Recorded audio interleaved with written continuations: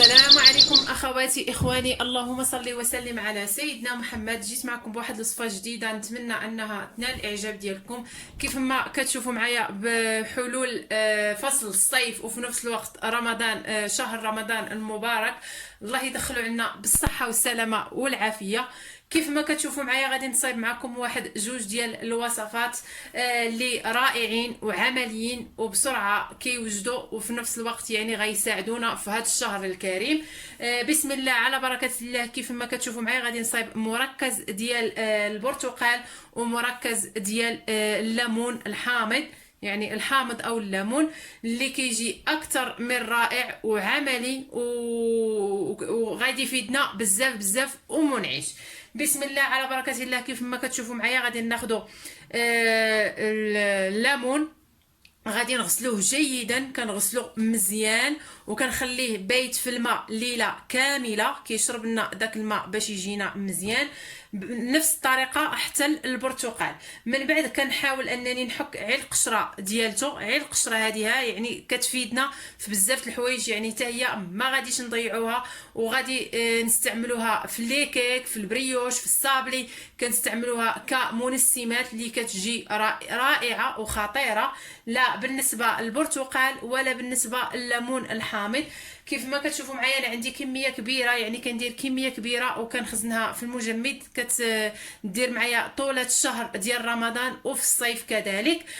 حكيت القشره ديال الليمون، يعني كنحك غير هاد الصفرة، وحكيت القشره ديال البرتقال. كيف ما كتشوفوا معايا البرتقال عندي 10، خديت 10 كيلو ديال البرتقال وخديت 3 كيلو ديال الليمون، هما اللي غنوجد حاليا، ومن بعد ملي غادي خصني غنعاود نوجد اكثر.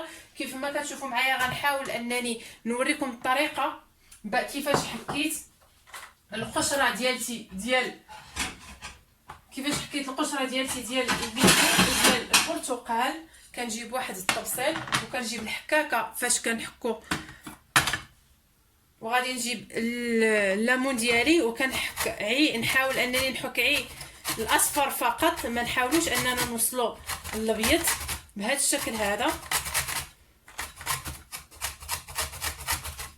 يعني كنحكو غير القشره الصفراء، هاد البيضه هذه كتكون مره ما غاديش نستعملوها. من بعد كنقشروا البرتقال الليمون ديالي او الحامض، كنقشروا وغدا نعصروا. ممكن جوج طرق انكم تستعملوها، ممكن تقشروه وتطحنوه او ممكن تعصروه. المهم حنا بغينا العصير فقط ديال. كيف ما كتشوفوا معايا ملي كيتحك كتحيد هاد القشور بهذا الشكل هذا، ونفس الطريقه للبرتقال، نفس الطريقه غادي نديرها لهاد البرتقال اللي عندي. ومن بعد غادي نقشرو، كيكون عملي ان شاء الله. غادي ندير لكم وصفات يعني عصائر اللي غادي نحتاج فيهم هاد المركز، وفي نفس الوقت غادي ندير وصفات يعني ديال الكيك وديال سميتو اللي غنحتاج فيه قشور ديال البرتقال، يعني ما كيضيعوش ولو ما تيبقاش البرتقال. ولا بعض المرات في واحد الفتره كيجي ان كيكون الليمون كيكون غالي ما كناخذوهش، حنا كيكون مخزون عندنا في المجمد كنجبدوه وكنستعملوه. كيف ما كتشوفوا معايا غادي ندوز دابا باش نقشرها ونطحن العصير ديالي. كيف ما كتشوفوا معايا بهذا الشكل، هاد البرتقال هذا غادي نقشرها، يعني هاد القشره هذه كنقشروا بهذا الشكل وكنقسمو من الوسط، او لا بغيتو تعصروه ممكن ما تقشروش، يعني عيش تقسموه من الوسط وتعصروه في العصاره، لان هاد القشره هذه كتكون مره.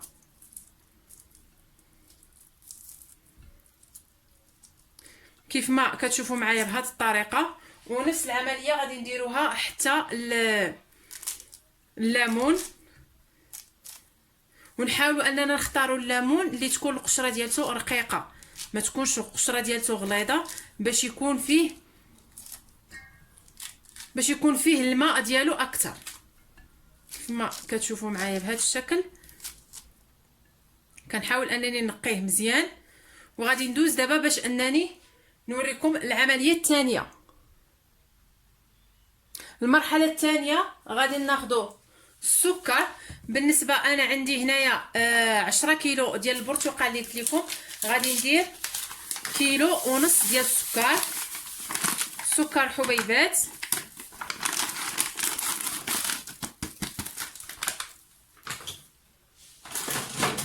كيلو ونصف.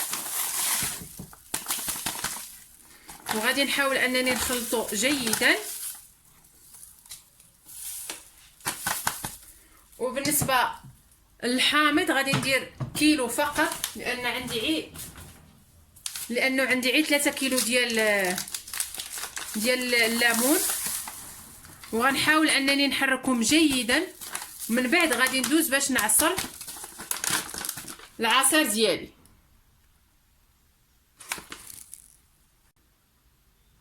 كيف ما كتشوفوا معايا غيرت الاناء، نحاول انني نخدم هذا السكر مع هذا القشور ديال البرتقال بهذا الشكل هذا.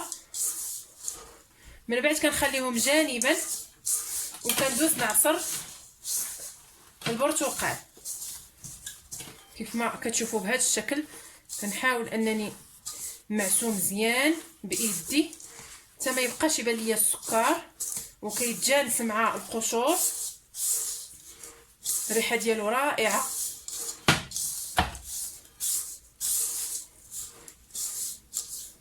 ونفس العمليه غادي نديرها حتى البرتقال الليمون عفوا. كيف ما كتشوفوا معايا ما بقاش كيبان ليا السكر نهائيا، يعني تجانس مع القشور ديال البرتقال. وغنخليها جانبا وندوز باش نصايب الكميه ديالتي ديال قشور الحامض.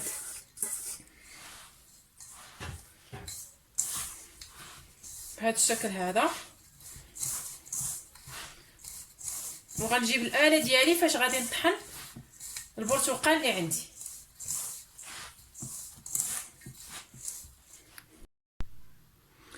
هانتم اخوات ديالي كيف ما كتشوفوا معايا انا عندي هاد العصاره. كنحاول انني ندخل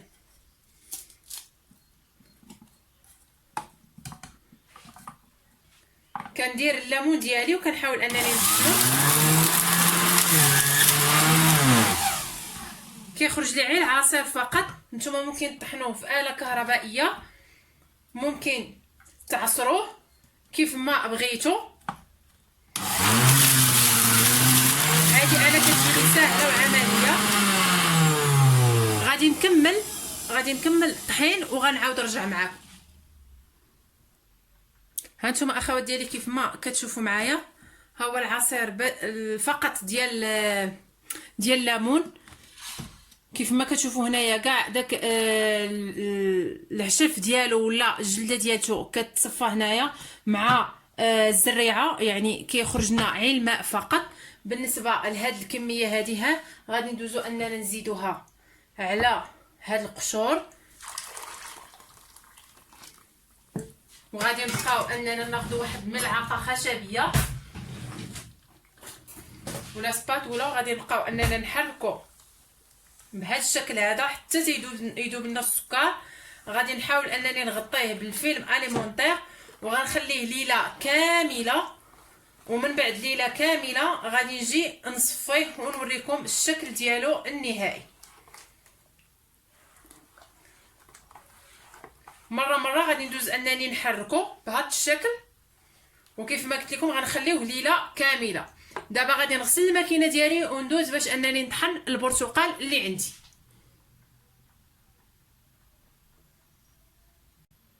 هانتم اخوات ديالي كيف ما كتشوفوا معايا بالنسبه للبرتقال يعني نفس العمليه.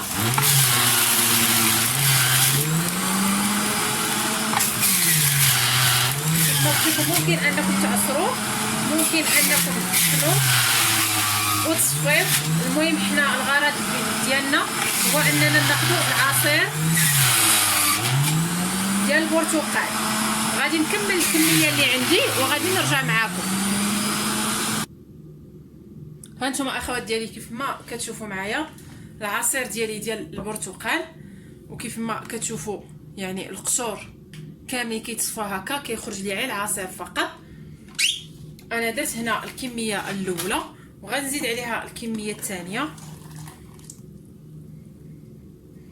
وغادي نجيب ملعقه خشبيه وغنحاول انني نبقى نخلط حتى تيذوب ليا السكر.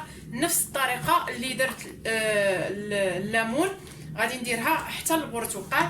غنخليه واحد الليله كامله وهو حدايا هنايا في المطبخ. مره غادي ندوز انني نحركو باش داك السكر يذوب تماما.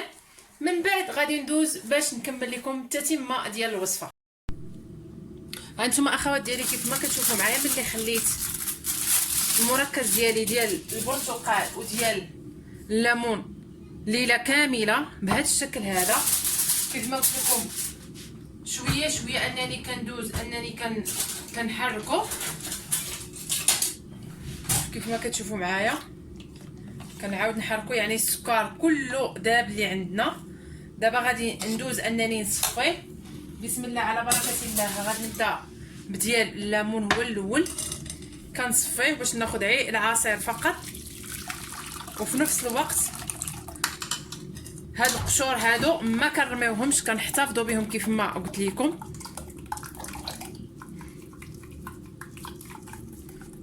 بهذا الشكل هذا وكنحاولوا اننا نعصروه. ملي كنعصروه كنحتفظوا بهاد القشور، والسائل كنديروه في واحد البواطه وكنديروه في المجمد. هانتوما اخوات ديالي شوفوا المركز ديال البرتقال كيجي معسل بهذا الشكل هذا. حتى هو غادي ندوز انني ندير ليه نفس العمليه اللي درت الليمون، انني نصفيه.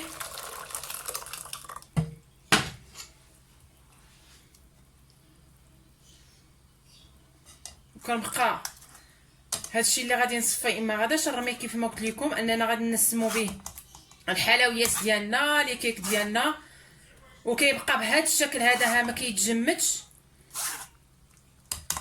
كنحاولوا اننا نعصروه مزيان من العصير ديالو بهذا الشكل، وكنديروه حتى هو في واحد البواطه باش اننا نحتفظوا به في المجمد.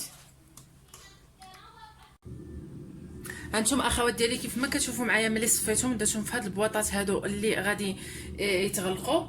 في نفس الوقت ديال القشور ديال الليمون كيجيو معسلين ما كيجمدوا ما حتى شي حاجه. وهادو القشور ديال البرتقال دابا غادي ندخلهم المجمد ليله كامله، ومن بعد غادي نرجع نوريكم الشكل ديالو النهائي. بالنسبه انا ملي كيكونوا جامدين يعني بالنسبه لهذا المركز كنهز كاس ديال المركز وكنزيد عليه اطرو ديال الماء وكنزيد عليه الفواكه اللي كنبغي وكنطحن وكيكون العصير ديالي واجد.